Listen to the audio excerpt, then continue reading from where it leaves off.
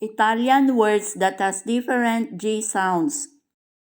Famiglia, family, figlie, children, luglio, July, conchiglie, shells, caviglia, ankle, tovaglia, tablecloth, foglia, leaf, castagne, chestnuts, bagno, bathroom, montagna, mountain, campagna, countryside, nocco, dumpling, Junio, June, cognome, surname, Nyomo, gnome.